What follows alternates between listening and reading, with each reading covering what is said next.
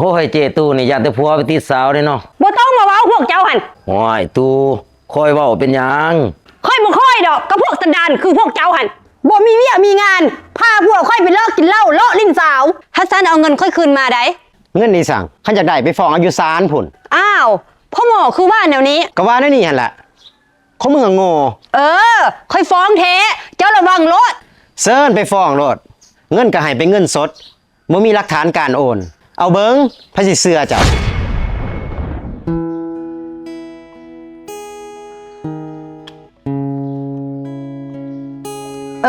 เสี่ยวเจ้านายออกไปแต่ว่ามื้อนี้เฮาสิลิ้นแข่งโตเท่าใดโต15นั่นเห็นดีจักน้อยพู้นแล้วผัวเฮาไปเวียกจังสิไป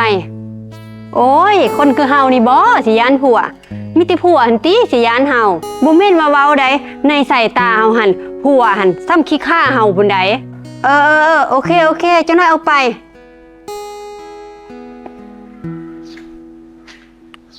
เฮ้ยขอสิไปเวียกแล้วขอนี่ติเงินขอแต่เงินแต่ละมื้อหั่นเอ้า30,000นี่บ่เฮ้ยเจ้าสิเอาซ้ำใด30,000นี่ก็ได้ข้าวเปียกถ้วยนึงละเด้บัดจะกินน้ำกินไหนหั่นเด้เฮ้ย30,000กีบมันก็ได้แต่ข้าวเปียกบริษัทเจ้าบ่มีน้ำให้กินบ่เดี๋ยวนี้เจ้าเฮ็ดหยังเดี๋ยวนี้หั่นก็สิไปเวียกกันติแล้วเจ้าสิย่างไปหารถใหญ่ให้หยังพูนขี่รถจักรพุ่นเจ้าหั่นแต่ฝนสิตกเลยเฮ้ยฟ้ามันมืดอยู่นี่ก็ยังว่าให้ขี่รถจักรเสื้อกันฝนก็อยู่ในบ่อรถหั่นเด้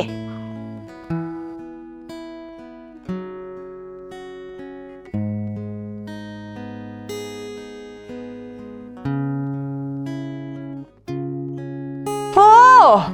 ป่านนี้ยังพันนี้มาแต่จ่อยโพดละได้เพิ่นนี่ไปตายทางใดเด้เนาะฮอดโมงยังพันมาคนที่เสียเงินนี่ป่านนี้จึงมาเนาะจะมาที่ไซจ่อยเดี๋ยวนี้หันคือว่าฮอดโมงติดนแหละโอ้ยเนาะข่อยก็มาแต่เวียกแต่งานข่อยหั่นแหละเฮ้ยมื้อนี้เวียกหลายก็เลยมาช้าแม่นบ่แม่นเจ้าไปติดเซ่ติดสาวบ่จังมาช้านี่บ่น่าสิผู้แสผู้สาวมาแต่ทางใดก็มาแต่เวียกคั่นแล้วอยู่ไสของกินหั่นคือเห็นซื้อมานำค่อยหิวแล้วได้นี่เซ่ข่อยเอาเงินมาแต่ไสมาซื้อเฮ้ยมื้อเช้าเจ้าให้เงินข่อย 30,000 กีบซื้อข้าวเปียกกินก็หมดเลยเงินในบริษัทเจ้าหั่นดิเจ้าก็ลักเอาโกงเอาแต่ว่าเจ้าก็เว้าไปแนวบ่ถือบ่ต้องข่อยบ่เฮ็ดดอกเจ้าก็ได้โอ้ยเฮาคนดีใหญ่เขาเฮ็ดอีสั่งเขาก็กินน้ำอันนั้นหั่นแหละจะเป็นสัตว์เจ้าโง่เจ้าคิดแนวนั้นมันบ่ถูกได้เฮ้ยบริษัทนี่เขาก็ไว้ใจข่อยก็เฮ็ดเวียกนำเขามาหลายปีแล้วเจ้าเคยได้ยินบ่เขาว่าซื้อกินบ่หมดคดกินบ่นะนั่นเฮ้ยโอ้ยเฮาคนดีใหญ่ไปหาแต่งข้าวแต่งน้ำไม่ค่อยกินพุ่นโอ้ยเฮาคนดีจำพอแล้วเนาะจะบ่พาลูกพาเมียทุกข์หั่นจะเป็นซ่าสบายดีพ่อหมอมายังโอ้ยว่าอยากมาเบิ่งหมอนำพ่อหมอนี่แล้วสิเบิ่งเรื่องอีสั่งล่ะเบิ่งเรื่องลูกเรื่องผัวนี่แล้วเพิ่นไปเด็กมาดื้นจักไปจังใดมาจังใดโอ้เบิ่งก่อนเด้อพ่อหมอขอเบิ่งทางในก่อนเด้อ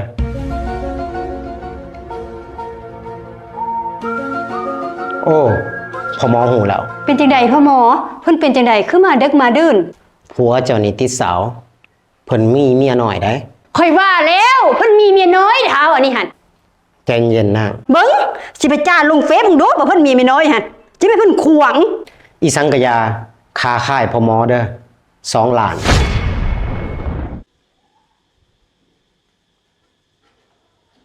โหมาแล้วนะเท้าขวางข่อยขวางอีสังเฮ้ยมาแต่เมื่อยแต่มึนก็มาหายให้กันบัดนี้ก็ขวางหั่นแหละนางหน้าเจ้าหั่นข่อยขวางอีสังเดี๋ยวนี้เฮ้ยบ่ต้องมาเว้ากินอยู่กับปากย่าอยู่กับท้องเจ้าว่าค่อยบ่ฮู้บ่ว่าเจ้ามีเมียน้อยหั่นสมพอเด้อไปเด็กมาดื้นกับเพื่อนบ่ตรงเวลาหาเว้าไปเฮ้ยข่อยเวียกหลายช่วงนี้นี่เวียกอยู่บริษัทหลายข่อยก็เลยอยากกลับเพื่อนซาโหขี้นี่ค่อยบ่เชื่อหนังหน้าเจ้าดอกเจ้ามีเมียน้อยหั่นเจ้าไปได้ยินมาแต่ไสว่าข่อยมีเมียน้อยเฮ้ยค่อยไปดูหมอมาเขาว่าเจ้ามีเมียน้อยโอ้ที่เจ้าว่าข่อยมีเมียน้อยนี่ย้อนเจ้าไปเชื่อหมอดูหั่นหมอดูเขาบอกค่อยหมดแล้วข่อยขี้ข้านเว้านํเจ้ากลับมาก่อนนี่มาเว้ากันมาฮู้เรื่องก่อนนี่โตเจ้าอย่าปัญญาอ่อนหลายนะข่อยมาแต่เวียกมาแต่เมื่อยแต่มึนสิมาหาเรื่องหาราวใส่ข่อย ฟังความไผบ่ฟังความหมอดู จะเป็นบ้าบ่เดี๋ยวนี้ โหเจ้าว่าค่อยปัญญาอ่อนบ่เจ้าหันติปัญญาอ่อนหัน เจ้าคนที่ปัญญาอ่อนบ่มีเวียกบ่มีงานไปฟังความหมอดูแล้วก็มาผิดลูกผิดผัว บ้าบ่ อย่าสมมติว่าค่อยบ้าเด้อขอโทษค่อยเดี๋ยวนี้ถ้านั้นค่อยสิปาคอเจ้าหัน เจ้าบ่ต้องป้าข่อยดอกข่อยสิป้าเจ้าเอง ไปหาอีมีน้อยหันไปให้มันมอมค่อยเด้อไปบ่เกิน3 วันดอกมึงก็กลับมาหากูคือเก่าแหละมึงบ่มอมกูดอก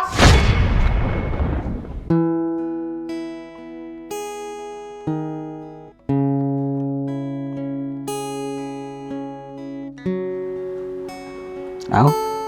เมียไอ้จอยสมาโพสต์แนวนี่โอ้แนวนี่มันก็เสียภาพลักษณ์บริษัทเบิดแล้วเว้ยบ่ได้แนวนี่เทียน โดยหัวหน้า เห็นไอ้จอยอยู่บ่ เราคุมไอ้น้องอยู่ห้องงานพุ่น ไปเอิ้นเรามาให้แหน่ไป โดยหัวหน้า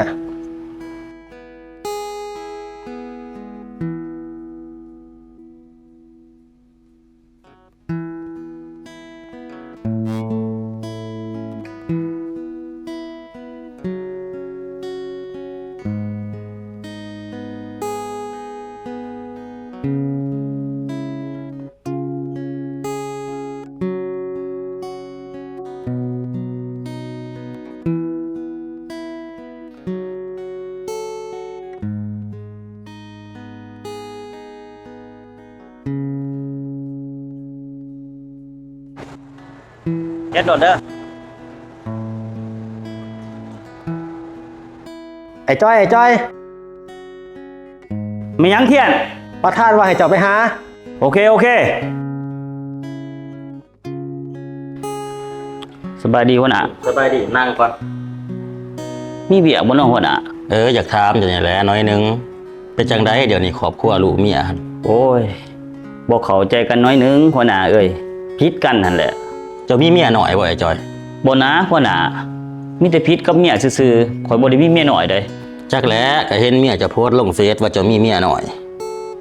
นี่เด้ อ้าวเศร้านี่สมาเป็นจังซั่นเพิ่นสมาโพสต์แนวนี้เด้น้องหัวหน้าเนาะ แล้วมันแมนคือเมียเจ้าโพสต์อยู่บ่ล่ะ โอ้ยหัวหน้ามันบ่แม่นดอกเมียข่อยให้เพิ่นเข้าใจผิดเพิ่นไปดูหม้อว่าข่อยอันมีเมียน้อย และเพิ่นก็ว่าข่อยอันมีเมียน้อยอีหลีก็จังว่าผิดกันก็จังว่าข่อยออกจากเฮือนนี่ขอยบ่ทันได้เมื่อเฮือนซ้ำนี่ จังใดก็อย่าสิเฮ็ดจังใดก็เฮ็ดอย่าให้เหตุการณ์แบบนี้เกิดขึ้นอีก มันมีผลกระทบต่อบริษัทเฮาได้ โดยหัวหน้า ว่าแต่กระเบื้องเฮานี่เป็นจังใดออกลายอยู่บ่เดือนนี่ ได้หลายอยู่หัวหน้าคือกระเบื้องแบบ2ห้องนี่ได้อยู่ประมาณ 40,000 แผ่นในเดือนนี้ส่วน4ห้องนี่ได้อยู่ประมาณ 70,000 แผ่นหัวหน้า ก็ถือว่าโอเคแล้วสำนี่ถือว่าได้ตามเป้า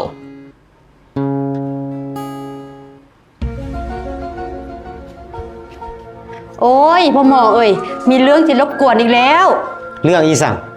เรื่องพัวคือเก่าหันบ่ แม่นพ่อหมอไปอีกแล้วเด้จักไปทางใด เบิ่งพ่อหมอสิเบิ่งทางในให้อีกก่อน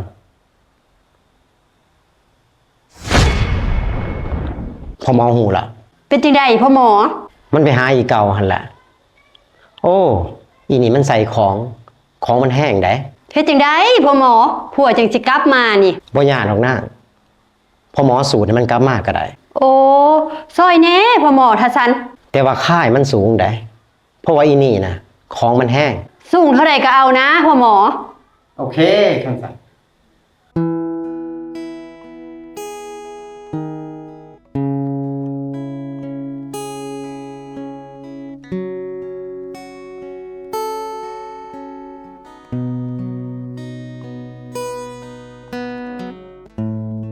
สบายดีตู่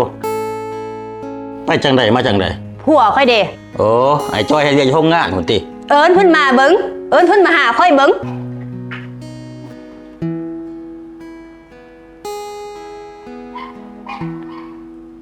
ไอ้จอย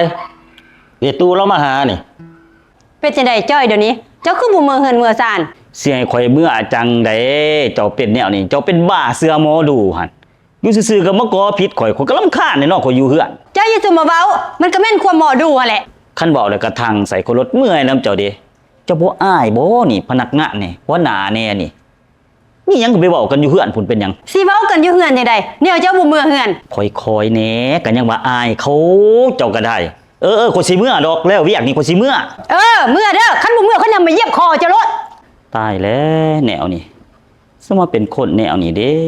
เนาะ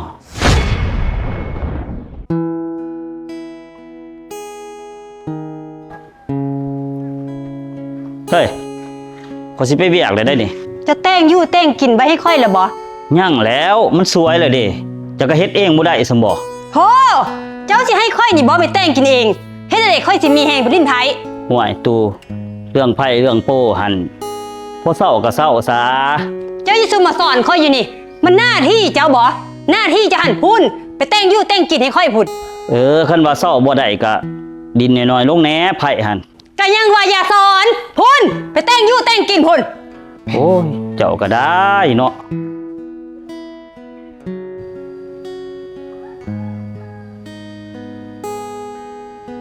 สบายดีพ่อหมอ เพิ่นกลับมาแล้วเด้ผัวหันพ่อหมอนี่ก็ตั้งเก่งอีหลีกลับมาเป็นขี้ข้าค่อยคือเก่าผัวหันเด้อพ่อหมอเด้อขอบอกขอบใจหลายๆพ่อหมอเอ้ยโอ้ไปตายทางใดเด้เนาะป่านนี้ยังพันมาเฮือนพอดีฮอดทิศเป็นคือเก่าอีกแล้ว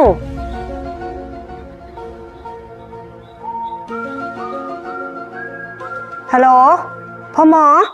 เบิ่งคืนให้เองแน่หั่นเป็นจังไดผัวกลับมาเฮือนซ้ายอีกแหละฮะกลับไปหาอีเก้าบ่พ่อหมอขอบใจเด้อขอบใจเด้อ มาเซิร์นกินต่ออยู่เฮือนข่อยเลยหัวหน้าเซิร์น โอ้มาตายแต่ทางใด ค่อยๆเว้าเป็นหยังเฮ้ยข่อยก็มาแต่กับหัวหน้ากับอ้ายน้องในห้องการนี่แล้ว แม่นเอ้ยตูกินเลี้ยงน้อยหนึงอยู่ห้องการ โอ้ยเจตู้นี่ยันแต่ผัวไปติดสาวเด้เนาะ บ่ต้องมาเว้าพวกเจ้าหันมีแต่พวกเอากัน โอ้ยตู้คอยเว้าเป็นหยัง ค่อยบ่ค่อยดอกก็พวกสันดานคือพวกเจ้าหันบ่มีเวียมีงานพาพวกค่อยไปเลิกกินเหล้าเลาะลิ้นสาวบักกะโต้ยนี่ก็คือกันเป็นหัวหน้าแทนที่นำทางลูกน้องไปทางที่ดี อันนี้แห้งซั่วไปนำกัน ห้วยตูเจ้าก็ไว้หน้าข่อยนี่ติคันบ่ไว้หน้าข่อยเจ้าก็ไว้หัวหน้าข่อยแหน่ให้เกียรติหมู่ครูข่อยแหน่ ค่อยสิให้เกียรติอย่างหัวหน้าเจ้ากับหมู่เจ้าหันพวกมันบ่ซื้อข้าวให้ค่อยกิน ห้วยเอ้ยตูแห้งแล้วจะเว้าหั่น มันบ่แห้งดอกซ้ำนี่หิ้งค่อยซ้ำสำหรับพวกสันดานหยาบคือพวกมึงหัน โอ้ยไปที่ว่าเทียนสิมายืนน้ำมันลาอยู่นี่บ่ ห้วยไอ้จอยเสียจะได้ก็เฮ็ดเด้อ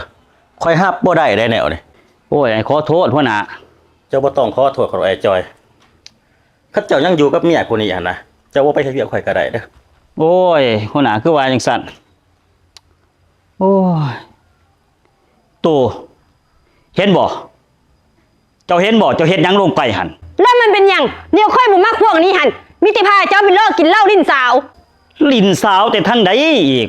ขอยก็กินแต่กับอ้ายน้องในบริษัทกับหัวหน้าเท่านั้น เจ้าบ่ต้องมาแถหมอดูหันเขาบอกค่อยมาเร็วว่าเจ้ากลับไปหาอีนั้นหัน โอ้เจ้าแม่นเจ้าเสือแท้เนาะหมอดูผู้นี้นี่เนาะเจ้าเสือแห้งเนาะ กระเสื้อหันแลหมอดูเนี่ยเพิ่นฮู้เพิ่นเห็นทุกอย่างค่อยเสื้อหมอดูค่อยเสื้อแห้ง คันมึงเสือหมอดูมึงเสือแห้งมึงไปเอาบักหมอดูมันมาอยู่แล้วมึงเอามาเป็นผัวมึงเฮ้ย เจ้าหยุดอยู่นี่เจ้าจะไปใส่กลับมาเว้ากันก่อน พูนไปบอกน้ำหมอดูเจ้าพูน ไปให้มันงงเด้อสบายดีพ่อหมอ นางกรไปจังใดมาจังใดนี่ โอ้ยก็มาหาพ่อหมอมาขอความช่วยเหลือคือเก้าหันแล้ว ผัวนี้ป๋าอีกเป็นบ่นี่ อ้าวพ่อหมอคือหู มันออกในหม้อนี่แหละเป็นหยังพ่อหมอสิบ่ฮู้อีนี่มันเก่งได เฮ็ดจังได๋ล่ะพ่อหมอจะได้ผัวกลับคืนมานะ โอ้ยมันบ่ยากดอก บ่ยากเลยเฮ็ดจังได๋พ่อหมอก ระสู้ละคืนติแต่ว่าค่าค่ายมันจะแพงได เท่าใดล่ะพ่อหมอ เงิน20ล้านกับค่ำ3 บาทหั่นเอามาโลด คือแพงแท้พ่อหมอ มันบ่แพงดอกซำนี่หั่นเจ้าก็เลือกเอาระหว่างเงินซำนี่กับผัวเจ้าหั่น ก็แม่นหั่นแหละเนาะผัวแลสำคัญแนวผัวหาเงินให้ใช้ คันผัวสำคัญแล้วก็เอามาค่าค่ายหั่นสิสูตรกลับมาให้ดอกซ้ำผัวหั่น แต่ว่ามันบ่มีเงินทันตีเดี๋ยวนี้ มีเงินก็ขายเฮือนมีรถก็ขายรถติคันจะได้ผัวคืนอีหลีหั่น แม่นเด้เนาะเบิ่งก็จะเอาใบตะดินไปจำก่อน อีโง่มึงเอ้ย สบายดีพ่อหมอ นางเป็นยังไงได้ครบระหว่างเงินค่ำฮะ ได้ครบแล้วพ่อหมอเอาทั้งเงินทั้งค โอเค ำสูตรให้เพิ่นกลับมาไวๆนี่เด้อพ่อหมอบ่มีไผหาเงินให้ไซเด้อนี่ นะพอหมอสิสูตรให้บ่เกินใน2-3 วันนี่มันก็คืนมาแล้วแหละ ดีแล้วพ่อหมอขอบอกขอบใจหลายๆเด้อเป็นจังได้หมอคือสูตรเป็นทิศล่ะผัวยังพันมาเบิ่งโทรหาพ่อหมอก่อน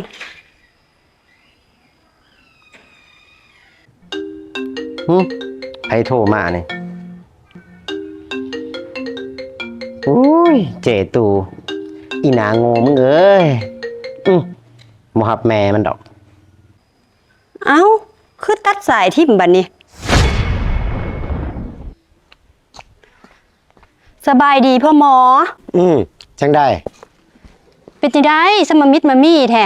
โทรคือบ่ฮับ แล้วมีเวียกอีสั่งล่ะ ก็ยังมาถามพ่อหมอหันแล้ว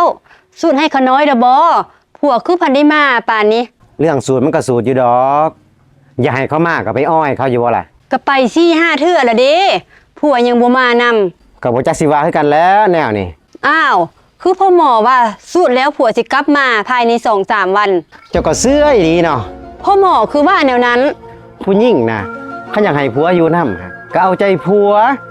มันสิจุกจุกจิกจิกจังสั่นจังสี่กับเขาหั่น จักแล้วพ่อหมอหักว่ามนต์ดีมนต์ขลัง โอ้ยม่วนสิครั้งซ้ำใดคันจะบ่ดีกับเขาหั่นเขาก็บ่อยู่นํเจ้าดอก แสดงว่าพ่อหมอตัวค่อยบ่นี่ถ้าซันเอาเงินค่อยคืนมาได้ เงินนี่สั่งมีหลักฐานบ่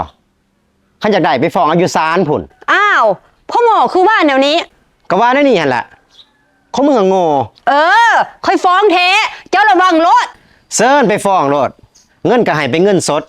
บ่มีหลักฐานการโอน เอาเบิ่งไผสิเชื่อเจ้า ถือว่ากูโง่เอง อีปอบมึงเอ้ยความหูว่าตัวเองโง่